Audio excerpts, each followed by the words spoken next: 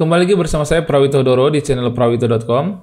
Pada materi kali ini kita akan mempelajari bagaimana mengimplementasikan pagination di halaman homepage.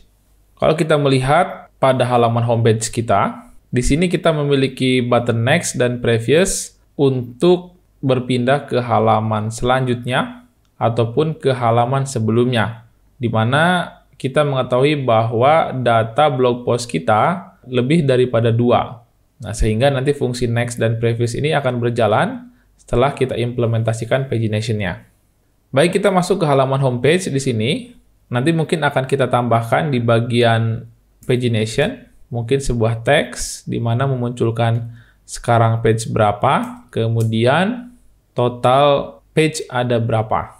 Contoh kalau total page-nya ada 3, berarti 1/3. Artinya sekarang kita sedang berada di page 1 dari 3 page yang ada. Baik, kita akan coba simpan dan nanti di sini kita akan coba styling. Kita akan coba styling di sini mungkin kita berikan class name, nama text page, dan kita tambahkan di sini text page.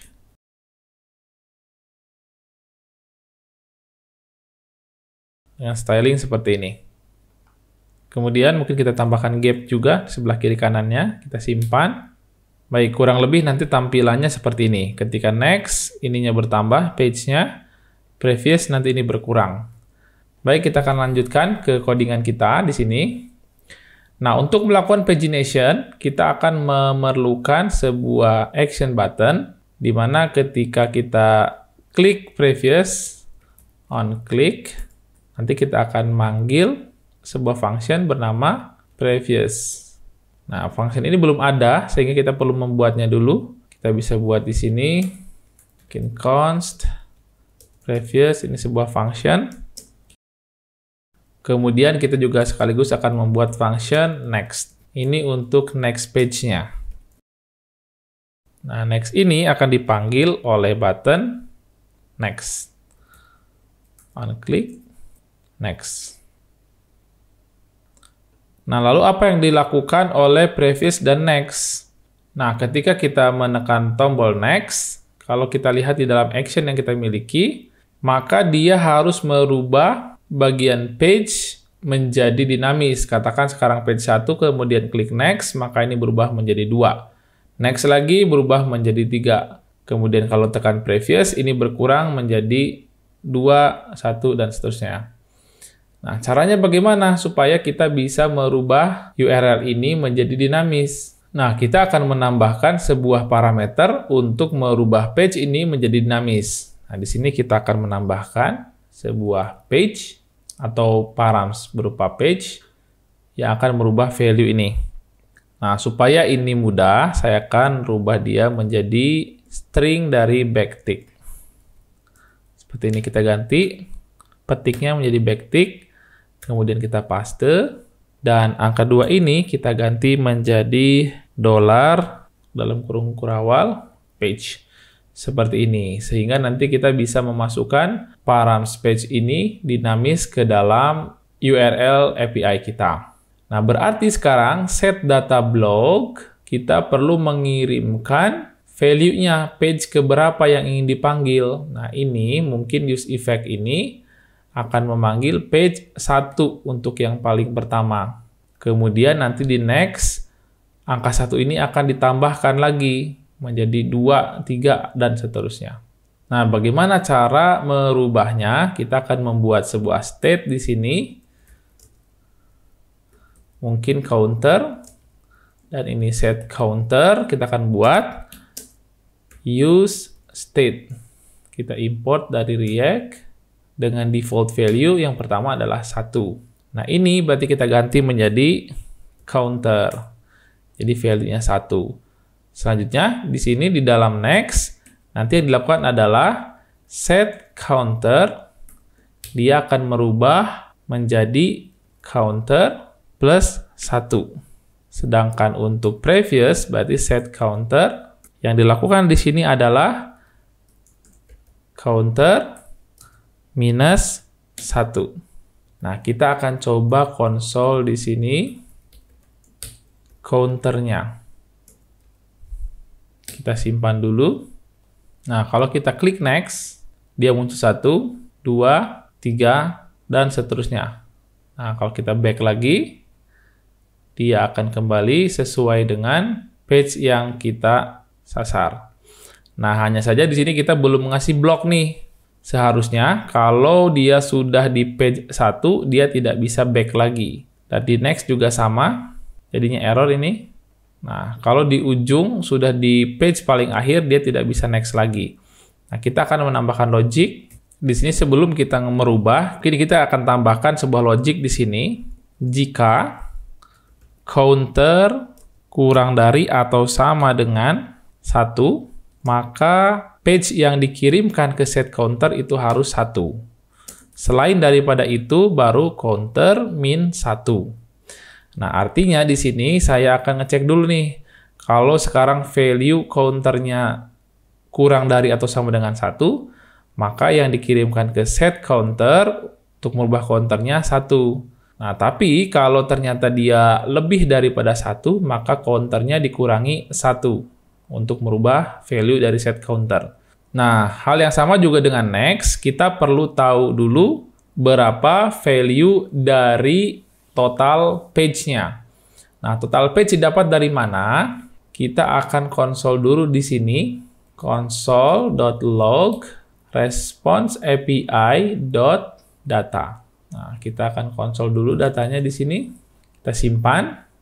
Nah, kalau kita lihat di sini data API, dia hanya mereturn sebuah array. Kemudian kalau kita coba cek respon API-nya saja, ternyata respon API itu mengirimkan data ke kita, ada current page-nya, ada per page-nya berapa, kemudian ada total datanya berapa, ada total post-nya ada berapa.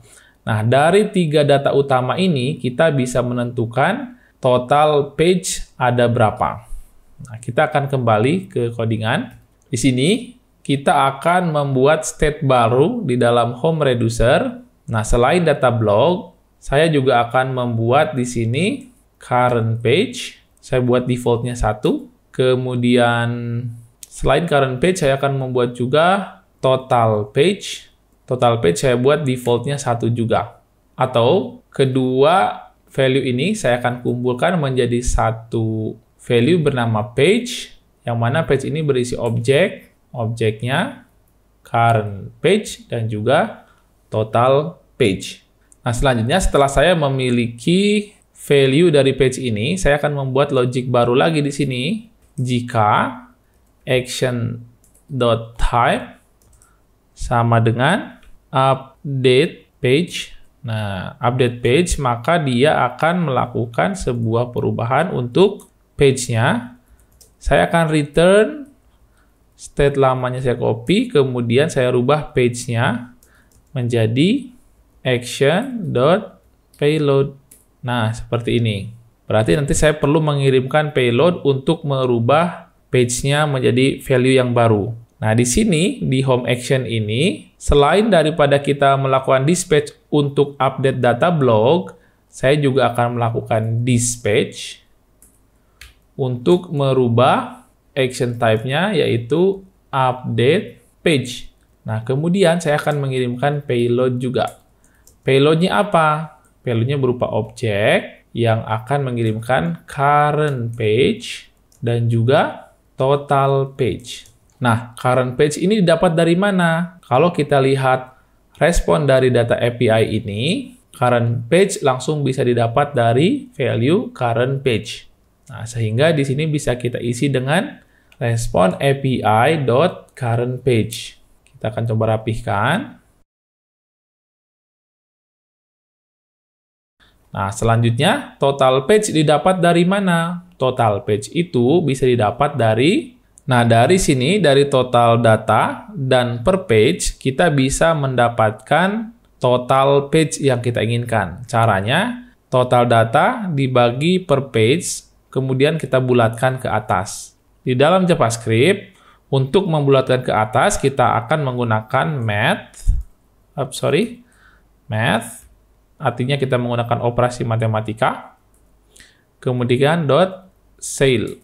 Nah, ini pembulatan ke atas. Nah, di sini berarti kita akan membuat respon API dot total page dibagi response API dot per page. Nah, di sini bukan total page ya, total data. Oke, kalau sudah, kita akan simpan. Kemudian, untuk value page ini, kita akan coba lihat juga di dalam homepage kita. Kita akan munculkan di sini page-nya.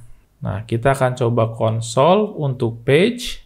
Kita console.log page-nya di sini. Oke. Kita akan lihat di halaman kita.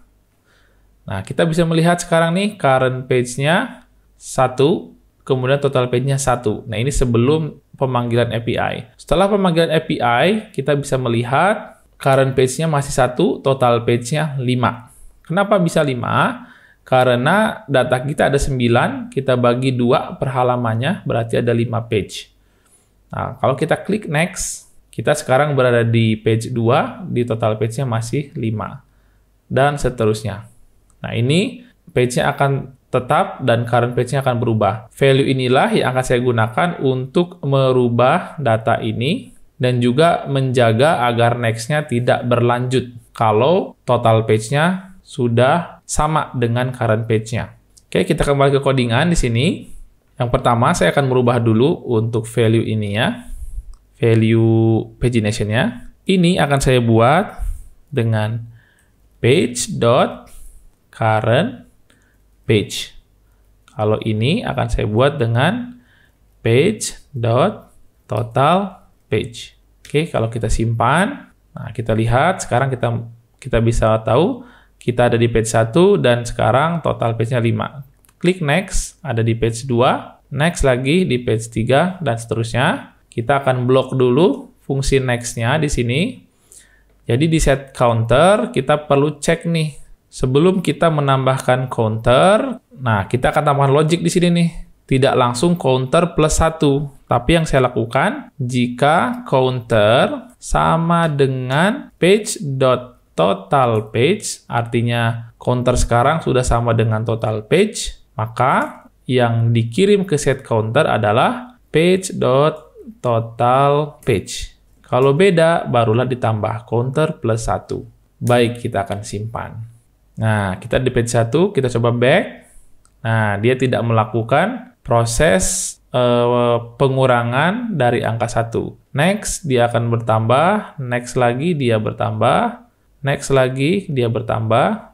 Next lagi, sampai 5 bertambah. Terakhir, dia tidak bisa nambah lagi. Nah, sekarang sudah kita blok. Tidak bisa melakukan penambahan lagi. Oke, sekarang kita sudah memiliki pagination untuk melihat seluruh postingan yang kita miliki. Baik, demikianlah proses implementasi dari pagination. Semoga bermanfaat.